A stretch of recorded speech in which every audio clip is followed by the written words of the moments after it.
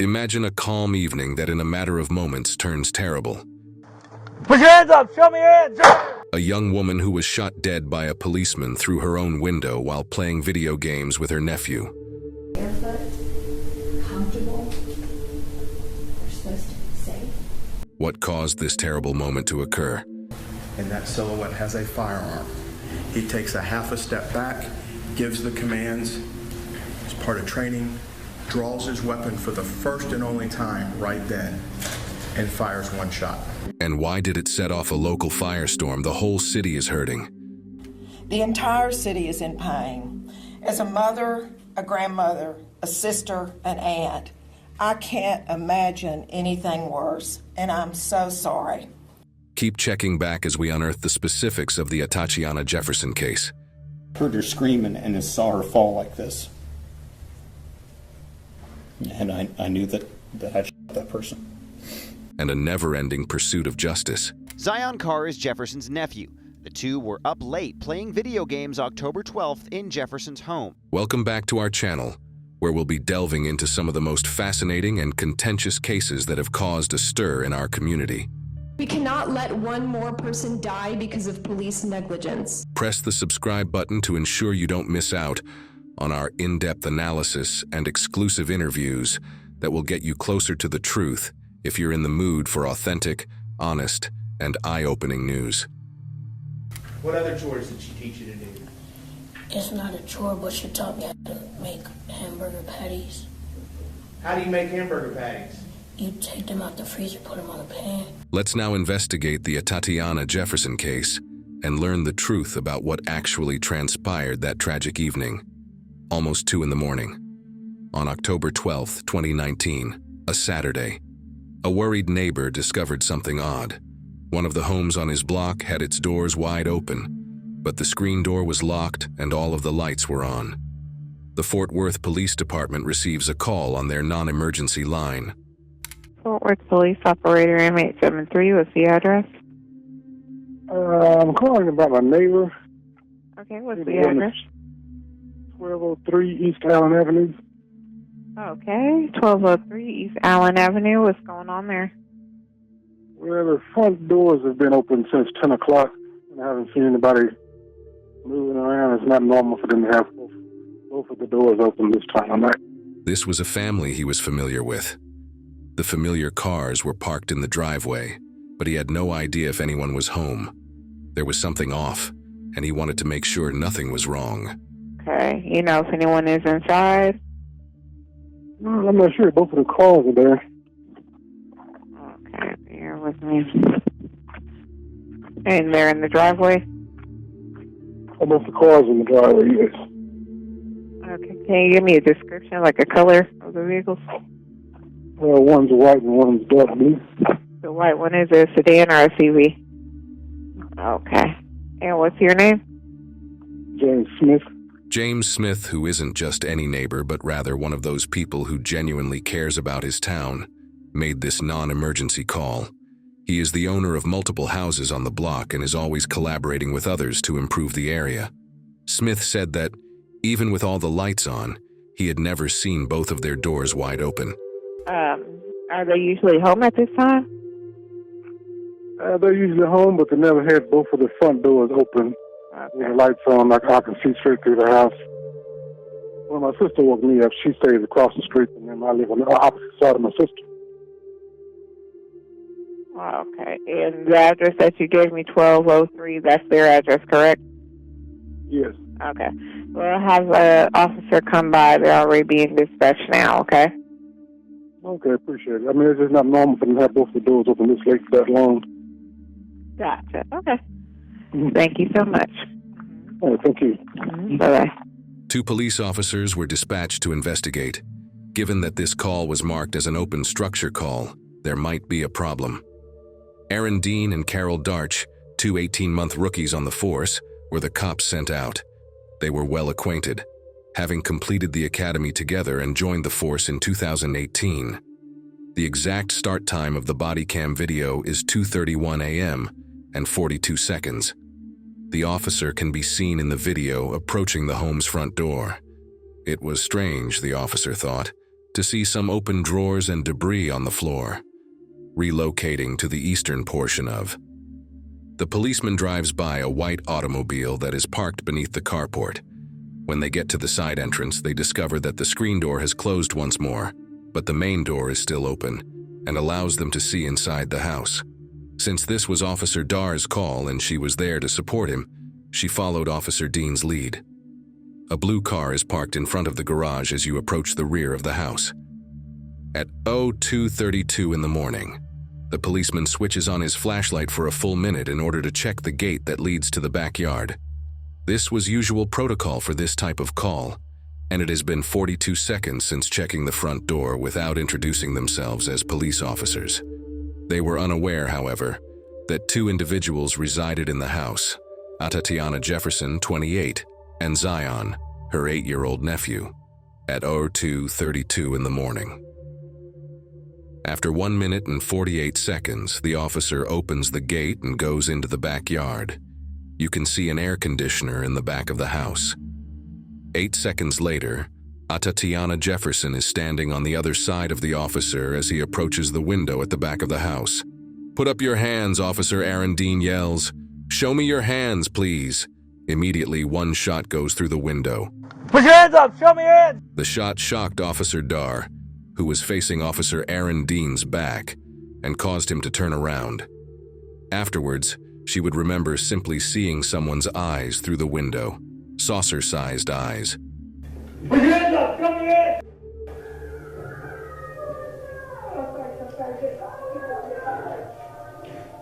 The two cops charged to the front of the home and went through the front door, making their presence known as they went. They went to the back room where they discovered Atatiana Jefferson, her nephew Zion sobbing next to her as she lay on the floor writhing in agony. There was a pistol on the ground close to her. Sadly, Atatiana's wound eventually claimed her life. Zion, the nephew of Atatiana Jefferson, found himself at the police station around 2 hours after the shooting. He was still in his pajamas and barefoot. I don't want when people do that to other people. They don't go right.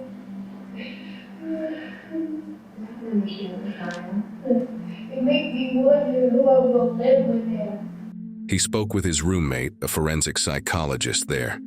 Zion clarified that when he and his aunt heard a disturbance outside, they had been playing video games. Atatiana believed it could be a potential intruder. Zion recalled her taking her revolver out of her handbag and aiming it through the glass. She was shot in an instant and collapsed to the ground. The Fort Worth Police Department intervened on Sunday, the next day. Officer Aaron Dean's gun and badge were taken away when he was placed on detached duty. In addition, they brought a personnel complaint against him. Atatiana was served his written administrative complaint on Sunday. At that time, he was also placed on detached duty and stripped of his badge and firearm. The department released images of the gun they discovered close to Atatiana, as well as footage from Officer Dean's body camera with the general public. Worth officials released this image of a gun inside the home where Atatiana Jefferson lived, but they didn't explain how it was relevant. Police Chief Ed Krause later acknowledged that releasing those pictures of the pistol was an error. Atatiana even has a concealed carry license, proving her legal right to possess a firearm. The gun was found just inside the room, but it makes sense that she would have a gun if she felt that she was being threatened or there was someone in the backyard. In Texas, using lethal force to protect your house from someone you believe to be an intruder is completely allowed. The revelation of the gun photographs infuriated Atatiana's family and their attorney. They claimed it was improper and unrelated to the reason she passed away. James Smith, the neighbor who placed the call, was inconsolable. His self-blame pervaded everything. I'm devastated because people say, well, James, it's not your fault. You're not your fault.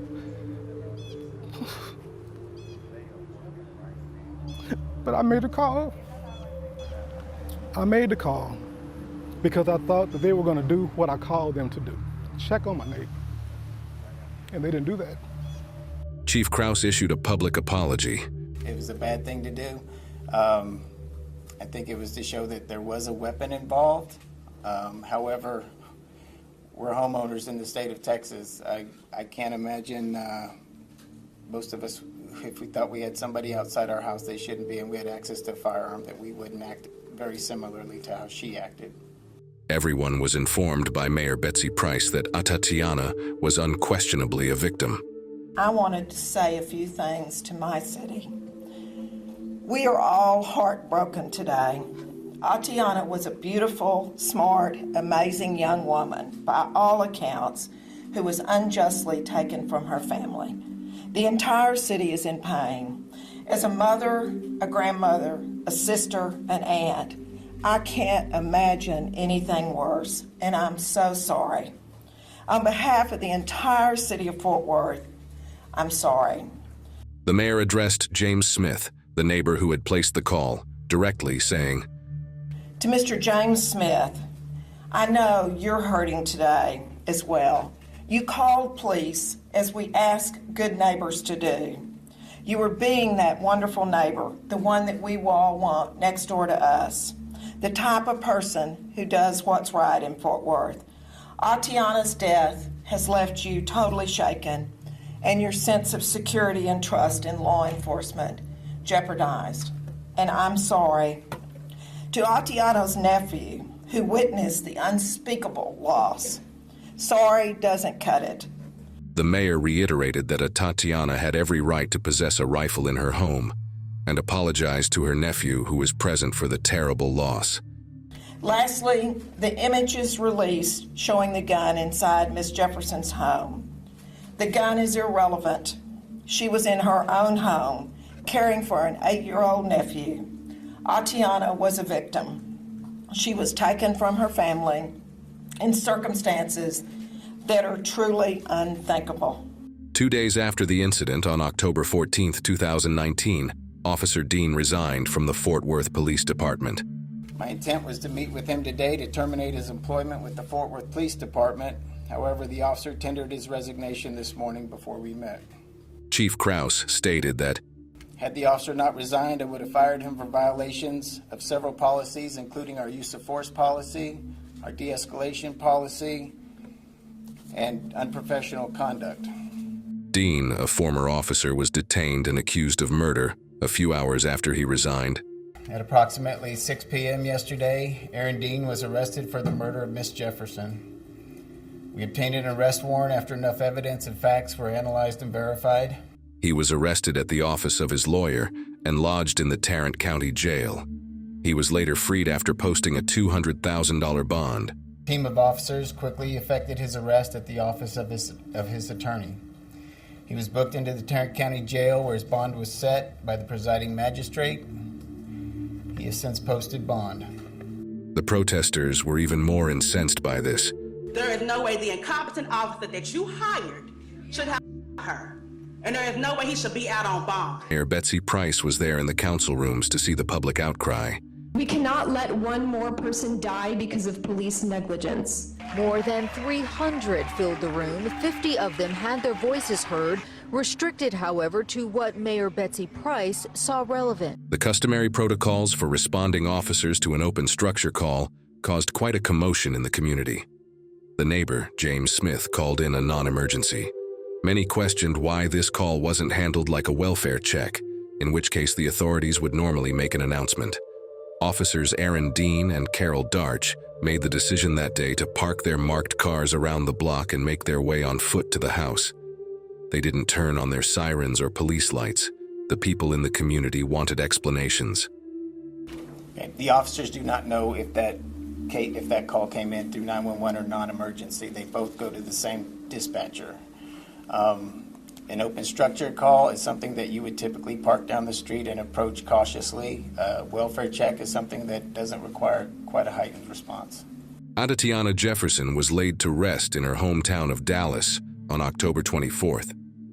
She was employed in pharmaceutical equipment sales at the time of her death and had just returned to her mother's house to help with her care. Atatiana was able to save money and provide care for her mother, whose health was deteriorating, by returning home. So Atatiana, raised in Dallas, went off to school at Xavier University, graduated her biology degree. After that, you're going to hear how she came home. And in 2019, she had moved in with her mom, Yolanda Carr, off East Allen, to take care of her mom's failing health. After earning a biology degree from Xavier University in 2014, Atatiana planned to attend medical school and eventually become a doctor. Zion, her 8-year-old nephew, also resided full-time in the home. Due to her own sickness, his mother, Amber Carr, Atatiana's sister, was regularly hospitalized. She was also there to help take care of Zion, help raise him, because at that time, Amber was having some severe health issues with her heart. Everyone was keeping an eye on the local courts to see when the trial would start, as the city of Fort Worth reeled from the shock of these horrific events. But the COVID-19 pandemic began as 2019 was coming to an end. The court frequently scheduled and then canceled trial dates in January 2020. Judge David Hagerman hinted that the trial would be moved to August 2021 by October 2020.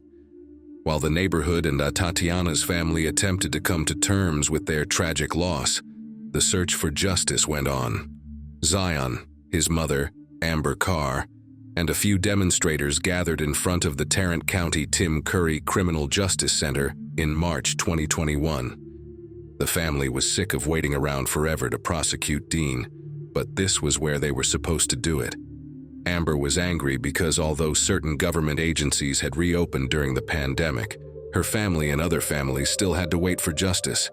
Months passed with no trial date scheduled. A packed docket appeared to be preventing Judge David Hagerman from scheduling a date for Dean's trial. After several months of waiting, on November 16, 2021, Judge Hagerman finally established the trial date. But because of his heavy schedule, that date came and went with additional delays. I grant you your motion for continuance, and now you're complaining about me granting your motion for continuance? Another year went by. Dean's legal representatives asked for Judge Hagerman to be removed from the claiming partiality in the case. Lawyers for a former Fort Worth police officer charged with murder are asking for a new judge. Lawyers for Aaron Dean say Judge David Hagerman is biased against the defense. 11 witnesses were called by them to testify that Hagerman would not be able to conduct the trial in a fair manner. And so we're going to comply because this family has been through enough already. After the motion was approved, the case was given to George Gallagher, a new judge. A new trial date was swiftly scheduled for December 5, 2022, by Judge Gallagher. The eagerly expected trial got underway with the prosecution's opening remarks, delivered by prosecutor Ashley Deere. Atatiana Jefferson, just 28 years old, died in her bedroom face down. She was not alone. Now, this is not a case that deals with rival gang members shooting each other. This is not a case about a drug deal gone bad or a robbery. This is a case about a Fort Worth police officer, a stranger to Atatiana, who through the back of her bedroom window in the middle of the night. And she was in her home and should have been safe. Diner, the prosecutor, began by telling the jurors how compassionate Atatiana was. She was a caring aunt and a loyal daughter. October 11, 2019, the day before she passed away, neighbors observed her outside instructing her nephew Zion on how to use a lawnmower. And you guys are going to hear on October the 11th, just a regular day, Atatiana had taken Zion outside. He's 8 years old at this time. And let me tell you, Zion's very rambunctious and energetic, as many 8-year-olds are, right? And you're going to hear from witnesses that will describe neighbors across the street that saw Atatiana and Zion outside, her trying to teach him how to mow the lawn. So this neighbor sees Zion running across the lawn, pushing a lawnmower, trying to learn how to veg. They had made hamburgers together that evening, albeit not all of them were just great. The burgers were partially charred, but it didn't matter. After that, on October the 11th, they went inside and they had dinner that night. They burned the hamburgers they were making in the kitchen. They were having a great time together, simply having a typical night in that was full of laughter and love. There was smoke, so both the front and the side door of this house, they opened to let that smoke go out. Both of these doors also had storm doors, kind of like those storm doors that they'll have, it's either a screen or glass. That was kept shut, but the main door, the front and the side, were open to let that smoke go out. Zion and Atatiana were the only ones at home the night of the tragedy. It was only the two of them because Atatiana's mother was in the hospital. Zion went to bed after they finished their burgers, but Atatiana stayed up to play video games, something she liked to do in her own time. She was working, taking care of Zion, her mother, her family. She also loved to play video games. Loved to game, but she would get on the computer, play video games with Zion. That's what she loved to do. In fact, her siblings would poke fun at her for playing video games all the time. Just what she liked to do. Zion opted to join his aunt, who was still awake when he woke up at 2 in the morning. He's still playing video games and she's up. So 8-year-old says, I want to play too. So he gets up and he starts playing video games with her. So they're laughing, having a good time. Atatiana and Zion had no idea what was coming. James Smith, their neighbor across the street, dialed the non-emergency line at precisely this moment. They had no idea that across the street, James Smith and neighbor had called the non-emergency number for Fort Worth because he saw and noticed those two doors were open. That front door and that side door were wide open. Lights are all on in the house. The jury was informed by Prosecutor Diner that the officers didn't bother to ring or knock on the door when they got to the house. And you guys are going to see they don't announce. They don't knock. They don't ring the doorbell. They don't step back and call for backup. Rather, they began to move into the backyard and around the outside of the home. Officer Dar unintentionally knocked over Zion's bicycle outside while they were strolling about. Darch, his partner, goes between the car, the dark car, and the house. And there's a bicycle right there. And Darch kind of hits that bicycle. It's Zion's bicycle. It's a little kid's bicycle. Officer Dean put his flashlight in front of the window at that same moment. He gave a cry to the figure across from him, signaling for them to raise their hands, and he discharged his pistol without thinking. And you're going to see on this body camera that he turns. Something catches out of the left of his eye. Something catches. He sees something. He turns. And you will hear, put your hands up, show me your hands. And I'm talking about, show me your hands, put your hands up. It is not fast enough for Atatiana to process and follow the command. Atatiana could not react fast enough to comply with Officer Dean's orders. Officer Dean could not have spotted a gun in her hands because it was moving too quickly. Deer claims that the cops didn't start identifying as police until after the incident, when they went inside the residence. So after this shot is fired, immediately his partner, Darch, says, "We gotta get in there. We gotta get in there. Dean, we gotta get in there."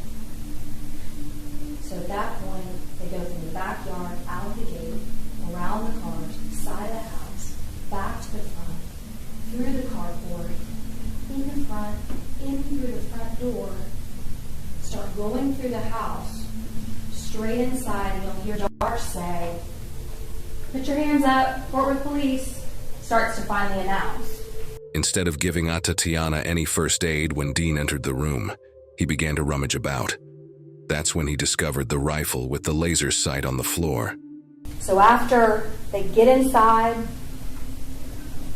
and he is looking around, he starts playing with her gun, trying to figure out how to turn off the light of a laser, trying to figure out how to disarm it, sets it down, still not providing any kind of CPR or life-saving measures to her. He attempted to treat Atatiana by placing a blanket on her wound only after the medics came on the scene, but sadly, it was too late.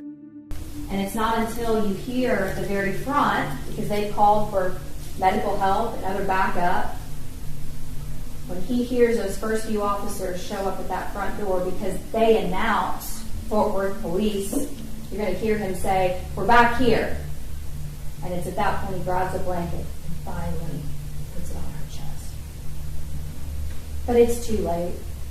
Miles Brissett, Dean's lawyer, contended that Dean saw Atatiana's figure in the window, carrying a rifle with a flashing green laser on it, and that he addressed the situation that night as just another workday.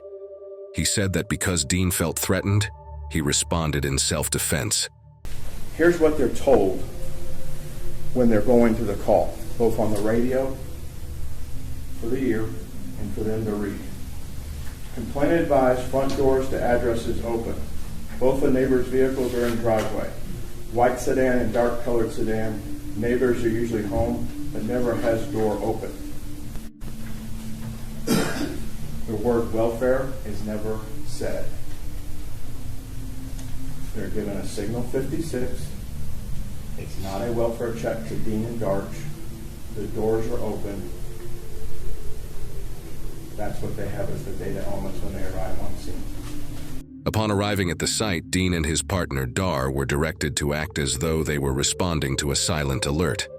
This meant that they were not allowed to park in front of the house and were instead expected to quietly examine the structure for signs of forced entry. You don't park in front for officer safety. So they park down the street on Mississippi, short distance away, and walk up. Silent alarm says you don't reveal your position. You check to make sure if there's any forced entry on the structure. Brissett drew attention to the house's condition, saying it appeared to have been looted, hinting that a break-in may be taking place.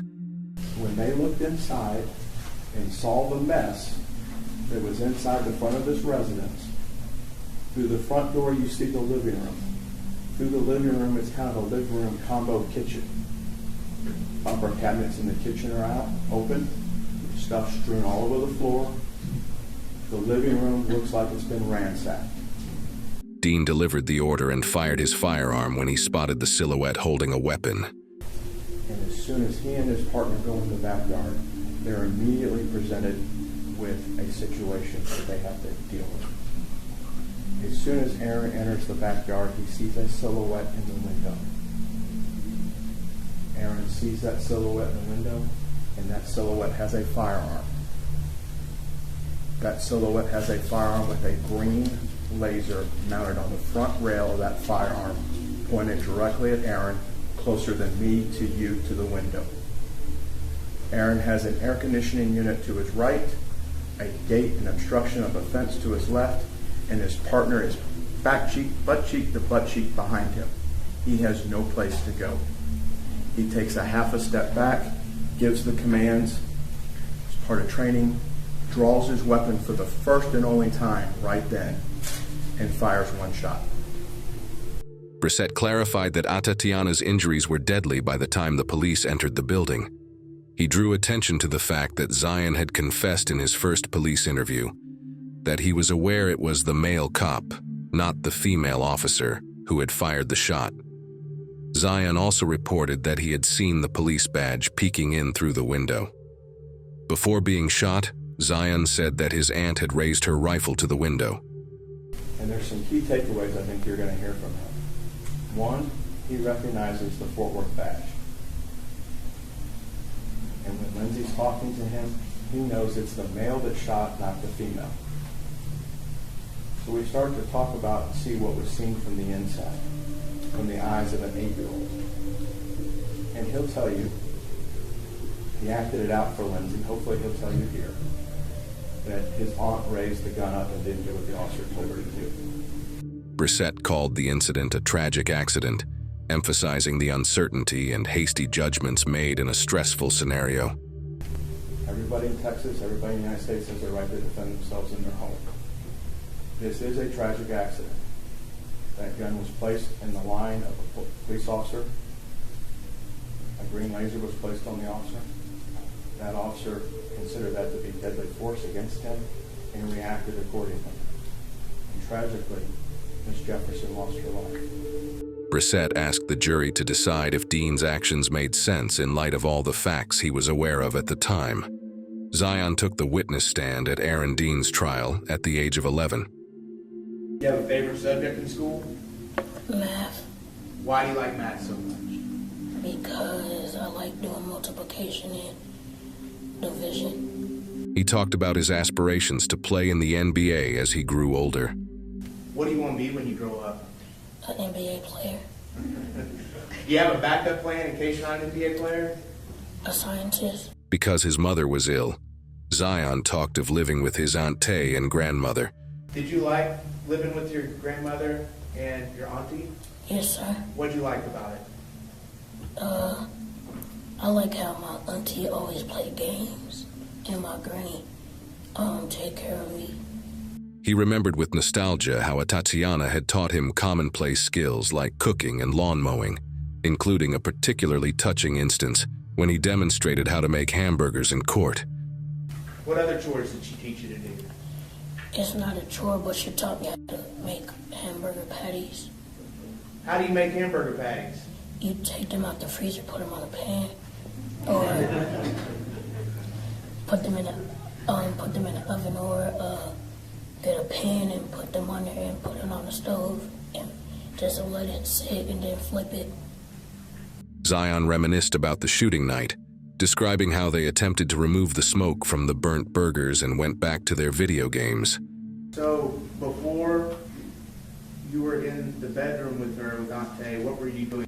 What were y'all doing together? Playing video games. Before then even, did y'all cook hamburgers that night? Yes, sir. Who cooked the hamburgers? Me. All right. Did you cook them just like you told us earlier? Yes, sir. But I burnt them. You burned them? How'd you know you burned them? Because we were just playing games, then we just heard the alarm going off, then we opened it, a whole bunch of smoke came out of the oven. And were you cooking these in the kitchen? Yes, sir. In contrast to an earlier interview in which he mentioned her raising it to the window, he recalled his aunt taking her revolver out of her handbag and keeping it by her side when she heard a disturbance outside. And so you said she went to her purse and grabbed out a weapon. What do you mean by weapon, Zion? A gun. Was it a big long gun or a gun that you can hold in your hand? A gun you can hold in your hand. And did you see her go to her purse and get that gun? Yes, sir. And what did she do after she took the gun out of her purse? She just held it to her side. She didn't point it up. She just kept it next to her, like on her side. And where did she go with that, after she picked up the gun? She was about to start walking to the window. Okay. When Zion thought about this disparity, he found it difficult to remember specifics. Did you see, whenever your Aunt Tay walked towards the window with the gun, did you see her kind of pull the gun up just a little bit away from her side? No, sir. Now, when we talked before, you said that she did kind of pull the gun up a little bit. You remember that? No, sir. It's okay if you remember it. I mean, I just want you to remember it exactly the way you do. Do you remember if she had the gun up or down? Down. Zion acknowledged during interrogation that he simply saw his aunt moving and then falling outside the window and that he did not notice a badge. Did you see anything outside the window? No, sir. You didn't see a man with a badge? No, sir. Did you hear anything before she fell to the ground? No, sir. What happened after she fell to the ground? She started crying, and then after that, 2 police officers came and got me. Did you know what had happened at that point? No, sir. Did you know if your Aunt Tay was hurt? Yes, sir. What were you thinking? I was thinking, is it a dream? He was cross-questioned over inconsistent recollections. When you met with these 2 folks over here a couple of weeks ago, you told them something different about how your aunt was holding that gun, didn't you? No, sir. You told it exactly like the same way you told it here today? Yes, sir. Zion's whole video interview with detectives was viewed live by the jury. Zion demonstrated how his aunt aimed a gun at the policeman in this video. Officer Dar was the next to take the stand. What did you do as far as job-wise before you were a Fort Worth police officer? I was a waitress. Okay. Her goal was to find employment on Fort Worth's east side after graduating from the academy. What made you want to be a Fort Worth police officer? I just have a knack for helping people. And did you have a particular area that you wanted to work in the area of Fort Worth? East side.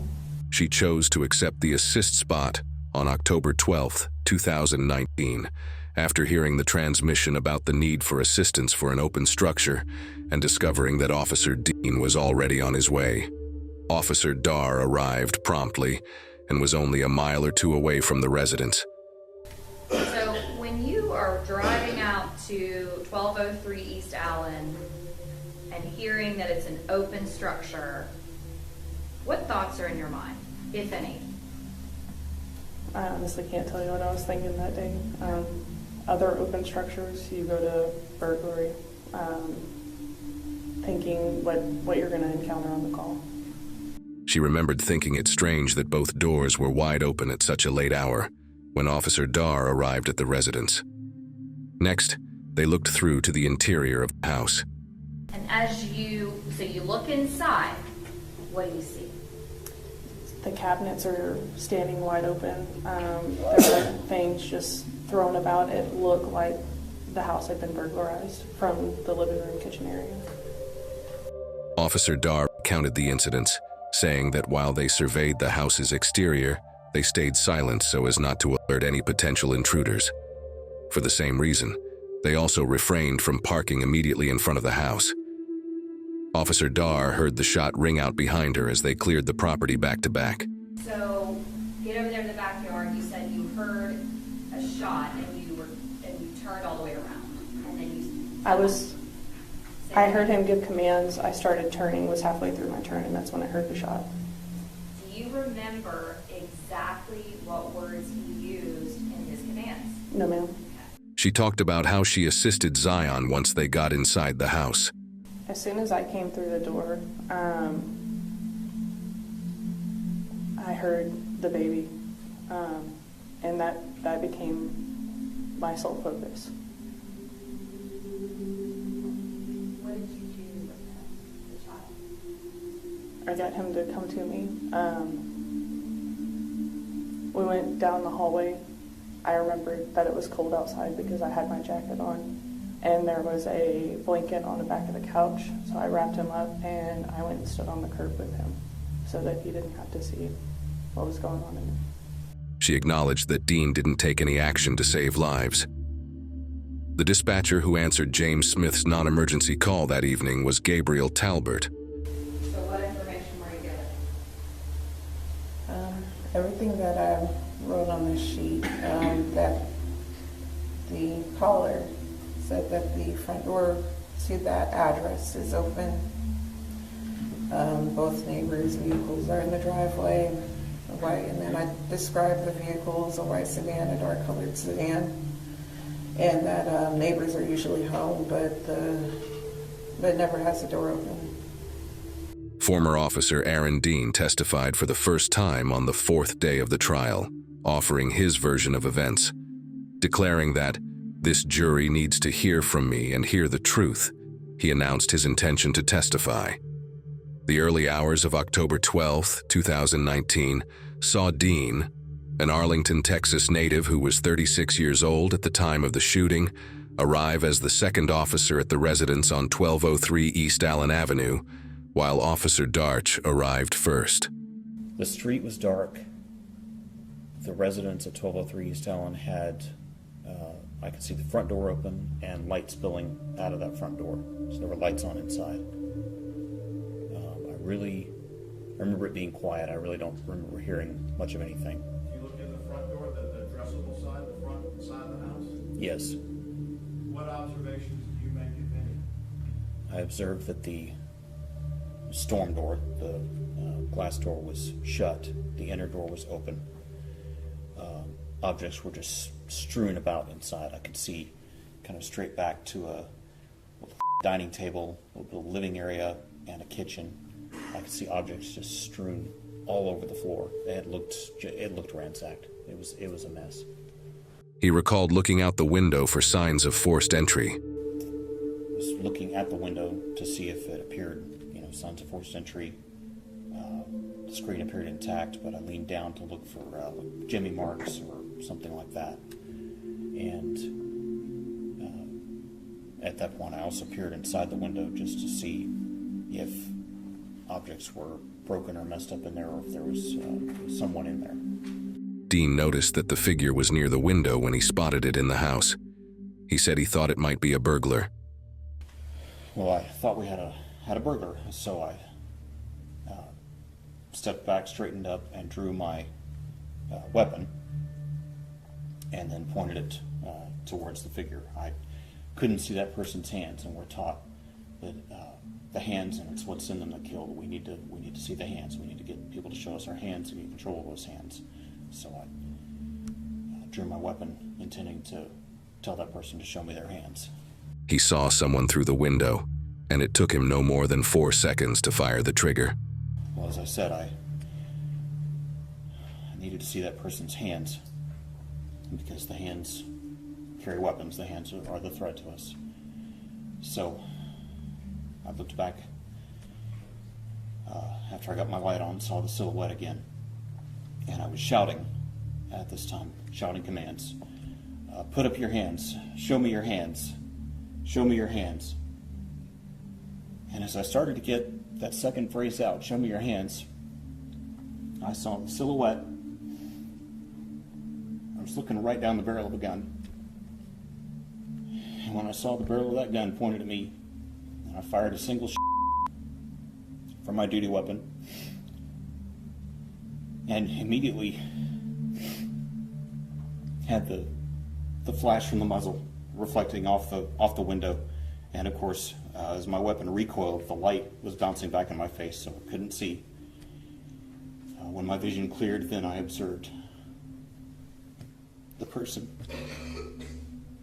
that we now know as Miss Jefferson. I heard her scream and saw her fall like this.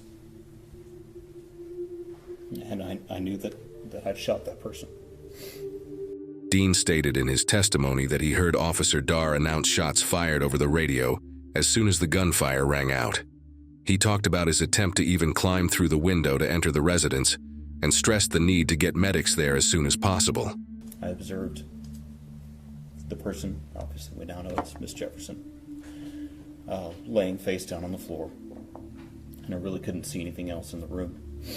And Officer Dart said, "We got to get in there, we got to get in there." And I said, "Yeah." And I tried to even jerk at the window just to get right inside, but it wouldn't come up. So we started running around the house, through the gate and around.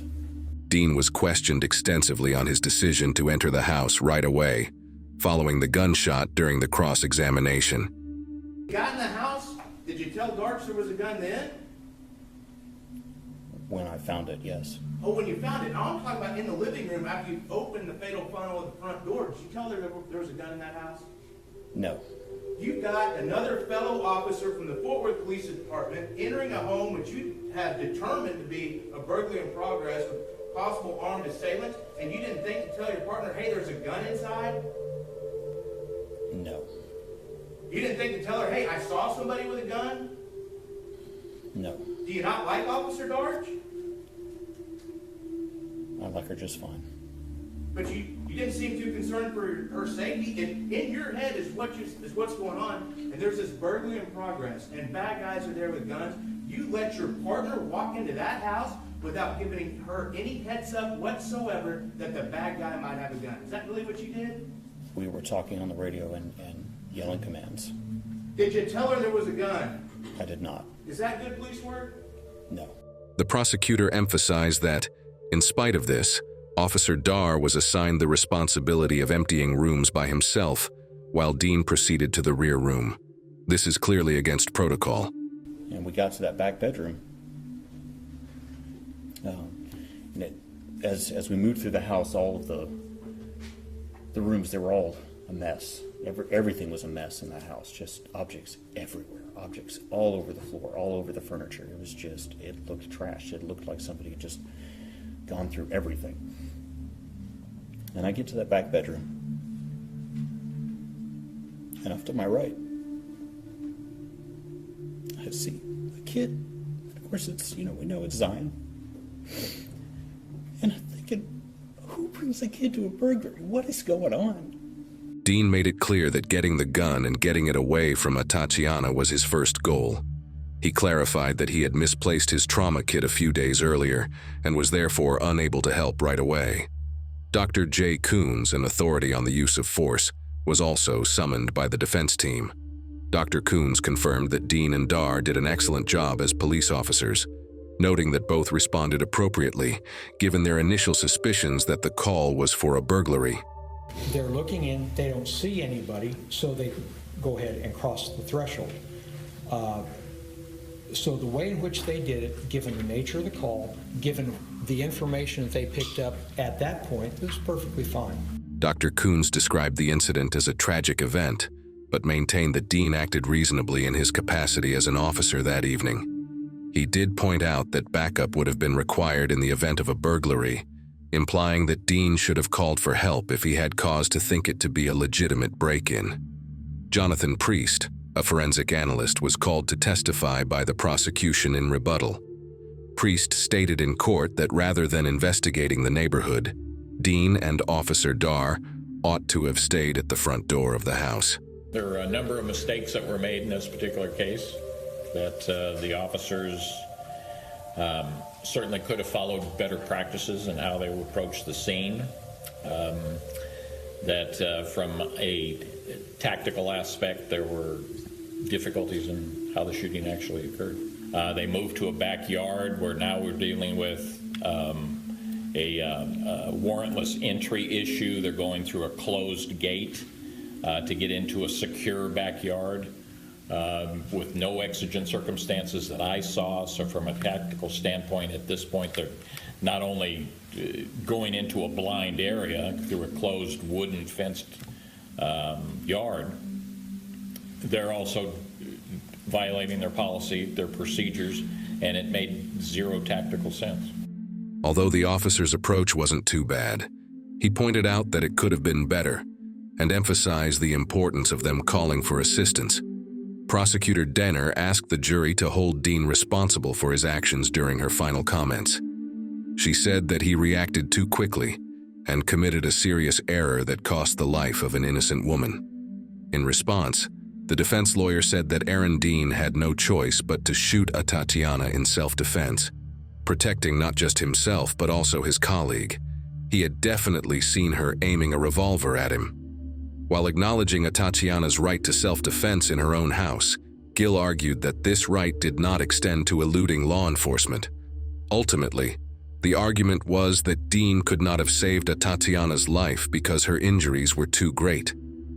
The jury deliberated for more than 13 hours passed before they found them guilty of manslaughter, but not of the initial murder allegation. Verdict reads, we, the jury, find the defendant Aaron York Dean guilty of the offense of manslaughter. Dean could have spent up to 20 years in prison if found guilty of manslaughter. The defense advocated for probation, while the prosecution sought the harshest possible penalty. This was the first manslaughter conviction for an on-duty officer in Tarrant County. Aaron Dean received a prison sentence of 11 years, 10 months, and 12 days. The prosecution team saw the particular sentence period as a message, even though many parties engaged in the case felt it was relevant. We, the jury, having found the defendant Aaron York Dean guilty beyond a reasonable doubt of the offense of manslaughter, assess his punishment at confinement in the Texas Department of Criminal Justice for 11 years, 10 months, 12 days. Zion is exactly 11 years old. That was the day, 10 months and 12 days ago. It's a message that Atatiana will never be forgotten. Aaron Dean's defense team is demanding a fresh trial in spite of the guilty judgment. 1 year after a jury convicted former Fort Worth police officer Aaron Dean of manslaughter, his attorneys won his conviction overturned. After coming across what appeared to be social media posts from a juror looking for advice and information online throughout the trial, they filed a request to look into the jury, They say there's just no way a Tarrant County jury could be impartial because the mayor, police chief, and other elected officials had already publicly expressed strong opinions about the case. The move was granted by Judge Gallagher, and copies of the jurors' contact details were acquired by Dean's team for their inquiry. The Texas Court of Criminal Appeals denied an appeal to re-examine Aaron Dean's manslaughter conviction on May 15, 2024.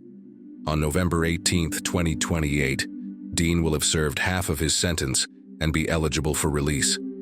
After considering the sad circumstances surrounding Atatiana Jefferson's passing, we are left with unanswered concerns concerning justice, responsibility, and the rules governing those who have vowed to keep us safe. This case serves as a sobering reminder of the intricacies and shortcomings in our systems. It's not simply about one night or one choice. Atatiana's tale is still relevant today, inspiring us all to call for justice, openness, and reform.